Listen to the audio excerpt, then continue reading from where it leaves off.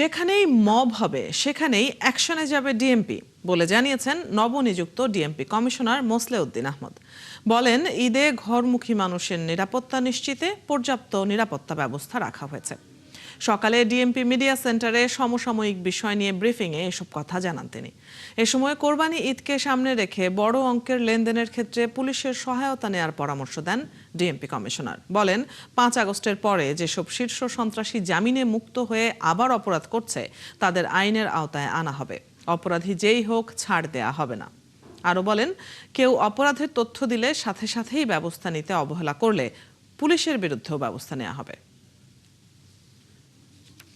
Mob কালচারের বিরুদ্ধে আমাদের অবস্থান কঠোর। কোনো মব কালচার হবে না। আমি আপনাদেরকে দৃঢ়চিত্তে বলতে চাই যে মব কালচার হবে না ঢাকা শহরে, এবং যদি কেউ মব কালচার করার চেষ্টা করে সেক্ষেত্রে তাদের বিরুদ্ধে আমরা কঠোর আইনি ব্যবস্থা নেব। আর আপনি জানেন যে মব কালচারে যে 2-1টি ঘটনা ঘটেছে সেখানে মামলা নেওয়া হয়েছে এবং আসামি গ্রেফতার করা হয়েছে। শাহ আলীর মাজারে যেখানে মব কালচারের একটি ঘটনা ঘটেছিল, আমরা সাথে সাথে মামলা নিয়েছি এবং 5 জন আসামিকে গ্রেফতার করা হয়েছে।